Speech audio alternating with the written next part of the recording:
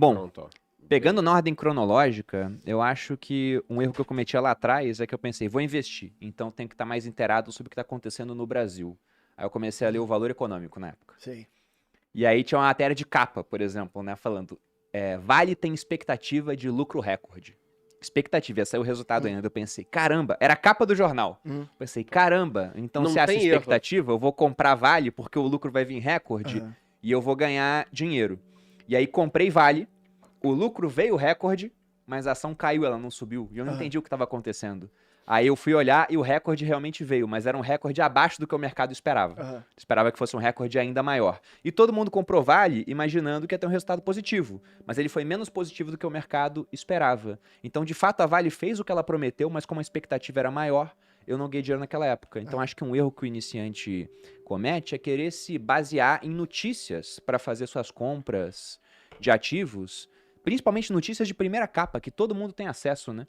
Primeira capa já está incluída no preço já. Talvez você encontre alguma coisa na nota de rodapé da página 20, né? Aham. Se for encontrar. Então o mercado ele é muito mais eficiente que a gente para incorporar as novas informações, de modo que eu praticamente não olho notícia hoje em dia. As notícias importantes acabam chegando até mim porque o pessoal me pergunta sobre isso no Instagram. Eu sou obrigado a ler, mas o preço já incorpora aquilo horas antes de eu ter acesso à notícia.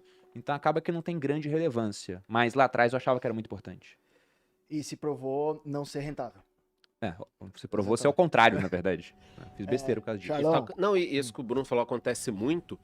E até o contrário, né? Tipo, a pessoa não investe numa empresa, tá olhando ali, aí ela tem prejuízo e no dia da divulgação do resultado sobe a ação. Aí você fica, ué, Também. pô, como é que pode? A ação teve prejuízo e tá subindo? Sim, porque o mercado esperava um prejuízo maior. Maior ainda. No dia que o Facebook demitiu aquela quantidade de pessoas, Uhum. pô, 11 mil pessoas. 11 mil pessoas, as ações amanheceram subindo muito. Por quê? Não faz sentido.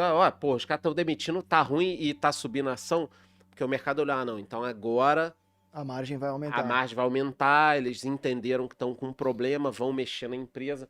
Então, não necessariamente no curto prazo tem alguma razão de acontecer, mas no longuíssimo prazo, é uma coisa que dá discussão, mas normalmente cotação acompanha resultado e lucro, Sim, né, Pete? Acho que sem isso você dúvida pode alguma. falar muito bem, né? Eu acho que a Speech também tem a mesma vertente lá aqui na Inside, que é descobrir empresas com bons fundamentos para acertar no longo prazo. Eu acho que o meu maior erro foi tentar encurtar o prazo, e quanto mais eu encurtava o prazo, maior, mais... Mas é que você encurtava Mas demais veio- day trade, né?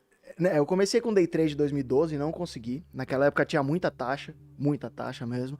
Aí eu migrei para Swing Trade, eu consegui em boi, milho e juro. Índice dólar, só tomei enrabado. Então, eu percebi que quanto mais eu esticava o prazo, mais fácil era acertar e mais tranquilo eu ficava e mais tempo eu tinha para trabalhar.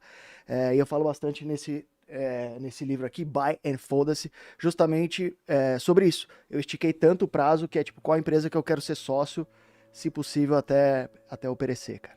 Mas sobre isso que você falou de taxa lá atrás, era um erro que o iniciante cometia, mas hoje, felizmente, não tem nem mais como cometer esse erro direito, porque as taxas estão muito sim. baixas ou até inexistentes.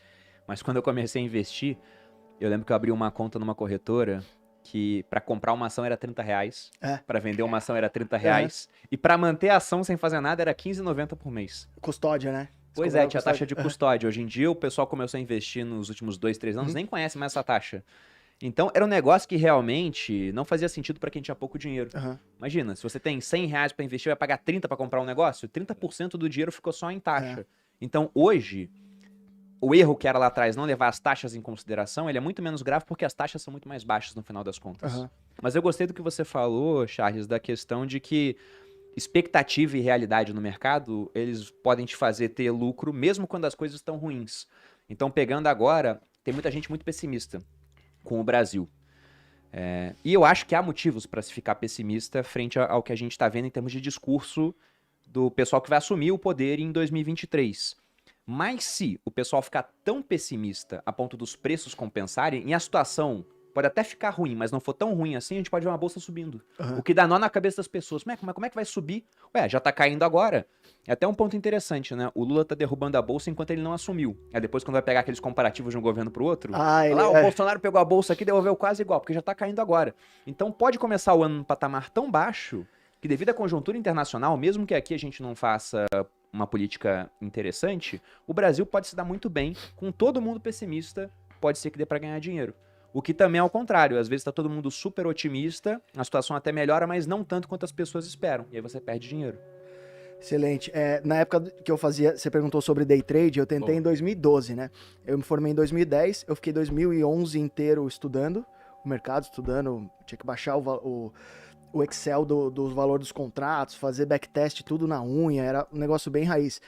E aí em 2012 a gente tentou fazer day trade e deu errado, porque no dia que a gente ganhava, sei lá, ganhava R$600 num dia, aí pagava 300 de taxa, por exemplo.